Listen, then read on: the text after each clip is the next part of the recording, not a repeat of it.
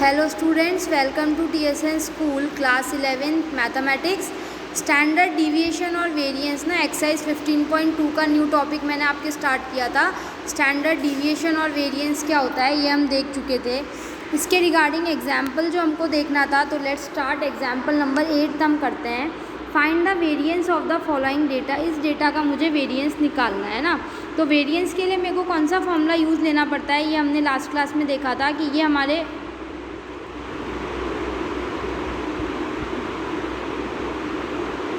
Variance and standard deviation, ये हमने last class में देखा था। तो हमने क्या देखा था कि ये हमारा वेरिएंस होता है ना, sigma square is equals to 1/n summation i equals to 1 to n xi minus x bar का होल स्क्वायर। तो यहाँ पे मेरे को एक तो xi चाहिए, तो xi तो मुझे ये गिवन है, सबसे पहले मैंने इस टेबल में लिख लिया। देन उसके बाद मैंने क्या करूँगी, मैं इस टेबल में xi minus x bar, okay, from the given data we can form the following table. The mean is calculated by step deviation method taking 14 as assumed mean। तो सबसे पहले स्टूडेंट्स मैं क्या कैलकुलेट कर रही हूँ, मैं मीन कैलकुलेट कर रही हूँ taking 14 as assumed mean. Total number of observation student कितनी है, 10 है। तो मेरा DI क्या हो जाएगा, xi माइनस 14/2। सो मेरी xi यानी हर xi minus 14/2, this is my DI। Therefore my assumed mean कितना हो जाएगा, सॉरी एक्स बार कितना हो जाएगा, एक्स बार अपना हो जाएगा assumed mean plus summation DI/n into h. तो assumed mean is 14 plus summation DI कितना आया 15/10 into 2 which is equals to 15। तो मेरा एक्स बार आ गया, तो यहाँ पे मैं xi माइनस एक्स बार कर लूँगी। तो ये मेरा xi माइनस एक्स बार की वैल्यूज़ आ गई, 6 माइनस 15, 8 माइनस 15,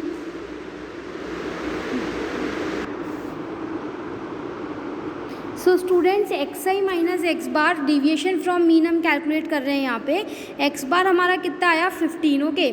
सो एक्स बार मेरा 15 आया, तो मैं क्या करूँगी, यहाँ पे 6 minus 15 minus 9, 8 minus 15 minus 7, 10 minus 15 minus 5 and so on. अब इनकी वैल्यूज़ को देखो, वहाँ पे हम क्या लेते थे, जब हम mean deviation from mean median निकालते तो हम एब्सोल्यूट वैल्यूज़ लेते थे ना। यहाँ पे we have no need of taking absolute values, हम सिंपल वैल्यूज़ लेंगे। और यहाँ पे मैंने क्या किया है, xi माइनस एक्स बार का स्क्वायर, ये आपके यहाँ मिसप्रिंट है, आप इसको नोट कर लो। इन्होंने इन वैल्यूज़ का क्या कर दिया है, स्क्वायर कर दिया है। अल्टीमेटली यहाँ भी वैल्यूज़ कैसी आई हैं, पॉजिटिव, बिकॉज किसी भी नंबर का मैं स्क्वायर करूँगी तो वो नंबर कैसा आएगा, पॉजिटिव। -9 का स्क्वायर 81, -7 का स्क्वायर 49, -5 का स्क्वायर 59, -3 का स्क्वायर 9, -1 का स्क्वायर 1 एंड सो ऑन। तो देयरफॉर यहाँ से अगर मैं वेरिएंस निकालती हूँ सिग्मा स्क्वायर, तो वो मेरा कितना हो जाएगा 1/n summation i equals to 1 to 10 xi minus x bar का square which is equals to 1/10 into xi minus x bar के स्क्वायर का समेशन कितना आ रहा है 330 विच इज़ इक्वल्स टू 33। तो मेरा स्टैंडर्ड डिविएशन सिग्मा कितना हो जाएगा students, √33 which is equals to 5.74। इसी तरह से अब ये मैंने बात की अभी अनग्रुप्ड डाटा की ना, वेरिएंस और स्टैंडर्ड डिविएशन। अब हम किसका निकालेंगे, standard deviation of A discrete frequency distribution. उसके बाद नेक्स्ट हम देखेंगे कंटिन्यूस फ्रीक्वेंसी डिस्ट्रीब्यूशन का। तो let the given discrete frequency distribution मेरे को दे रखा है x और f, क्योंकि यहाँ फ्रीक्वेंसीज दी हुई होगी। तो इसका फॉर्मूला मेरा क्या हो जाएगा, स्टैंडर्ड डिविएशन मेरा क्या हो जाएगा, sigma is equals to √1/n summation, बस यहाँ पे fi से मल्टीप्लाई हो जाएगा। जैसे वहाँ भी हम जब फ्रीक्वेंसीज गिवन होती है तो हमको fi से मल्टीप्लाई करना पड़ता है, बाकी सारा निकालने का प्रोसीजर क्या रहेगा स्टूडेंट्स, सेम रहेगा। जहाँ पे n जो है वो किसके इक्वल है, summation i equals to 1 to n fi के इक्वल है। सो एग्जाम्पल नंबर 9 देखते हैं, जो हमको डायरेक्ट क्लियर होएगा कि हमको कैसे निकालना है। So example number 9 is saying find the variance and standard deviation for the following data. x दे रखा है और fi दे रखा है, तो यहाँ मैंने xi लिख दिए मेरे जितने भी गिवन है, और यहाँ पे मैंने क्या लिख दिए स्टूडेंट्स, मेरे fi लिख दिए। समेशन fi मेरा कितना हो गया 30, तो ये मेरे कैपिटल N की वैल्यू कितनी हो गई स्टूडेंट्स 30। अब सबसे पहले मैं निकालूंगी एफ आई एक्स आई, तो मेरे एफ आई एक्स आई क्या हो गया, इन दोनों को मल्टीप्लाई करना है, 4 इंटू 3 12, 8 5 ज़ा 40, 11 9 ज़ा 99, 17 into 5 20 into 4 24 into 3 and 32 into 1।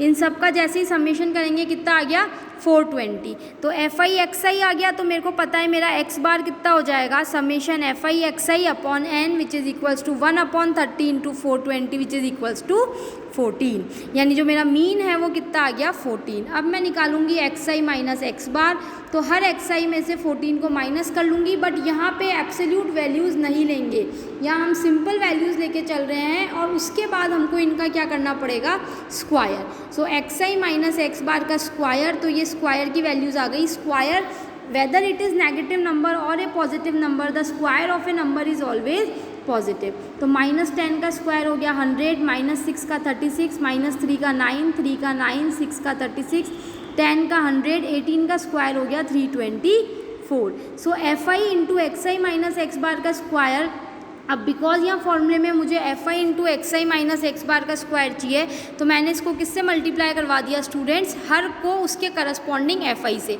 यानी 100 को 3 से, 36 को 5 से, 9 को 5 से, इस वाले 9 को 5 से, 9 को 9 से, देन 9 को 5 से, 36 को यहाँ 4 से, 100 को यहाँ 3 से और 324 को यहाँ 1 से। फिर जैसे ही मैं इनका समेशन लूँगी, इनका समेशन लेके n से डिवाइड करूँगी, तो मेरा क्या निकल जाएगा, वेरिएंस। तो वेरिएंस क्या हो जाएगा, वेरिएंस हो जाएगा sigma square is equals to 1/n summation i equals to 1 to 7 f i into x i minus x bar का होल स्क्वायर। और स्टैंडर्ड डिविएशन सिग्मा कितना हो जाएगा स्टूडेंट्स, √45 + 8, मतलब ये जो भी वेरिएंस की वैल्यू आई है उसका अगर मैं √ ले लेती हूँ, तो मेरा स्टैंडर्ड डिविएशन किसके इक्वल होता है स्टूडेंट्स, √ वेरिएंस के इक्वल होता है। तो ये हमने बात की डिस्क्रीट फ्रीक्वेंसी डिस्ट्रीब्यूशन की। इसी तरह से हम किसकी बात कर सकते हैं स्टूडेंट्स, कंटिन्यूअस फ्रीक्वेंसी डिस्ट्रीब्यूशन की। सपोज मेरे को स्टैंडर्ड डिविएशन निकालना है कंटिन्यूअस फ्रीक्वेंसी डिस्ट्रीब्यूशन का, तो the given continuous frequency distribution can be represented as a discrete frequency distribution by replacing each class by its mid point. देखो अब discrete और कॉन्टीन्यूअस में सिर्फ इतना ही मेजर डिफरेंस होता है। डिस्क्रीट में यहाँ हमको एक एक एक्स आई की वैल्यू पता होती है ना, यहाँ पे हमको एक एक एक्स आई की वैल्यू पता है। कंटिन्यूअस में क्या होगा, हमको क्लास गिवन होगी, जैसे 0 to 10, 10 to 20, 20 to 30। तो इस केस में मैं एक्स आई क्या मानूंगी, मैं हर क्लास का मिडिल पॉइंट, जैसे इसका एक्स आई हो जाएगा 5, इसका हो जाएगा 15, इसका हो जाएगा 25। तो किसी भी कॉन्टीन्यूअस डिस्ट्रीब्यूशन को मैं उसके डिस्क्रीट डिस्ट्रीब्यूशन में कन्वर्ट कर सकती हूँ उस क्लास के मिडिल पॉइंट को एक्स आई मान करके।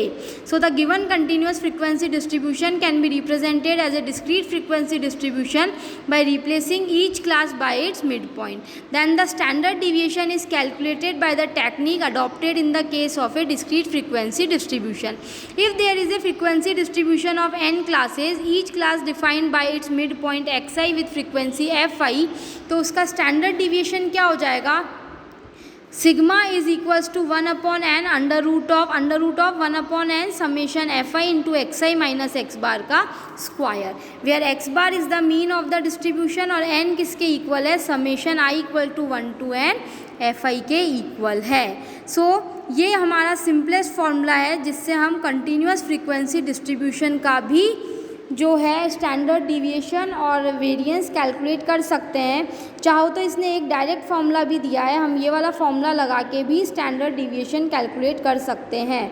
Sigma is equals to 1/n समय √n f i x i का whole square minus summation f i into x i का होल स्क्वायर। यहाँ पे एक्स आई का स्क्वायर हुआ है और यहाँ पे एफ आई एक्स आई का होल स्क्वायर हुआ है। सो इसी तरह से ये हमको एग्जाम्पल नंबर 10 इसने दिया है। यहाँ पे जो हमको एग्जाम्पल्स दिए हैं इन्होंने, एग्जाम्पल नंबर 10 है, 11 है।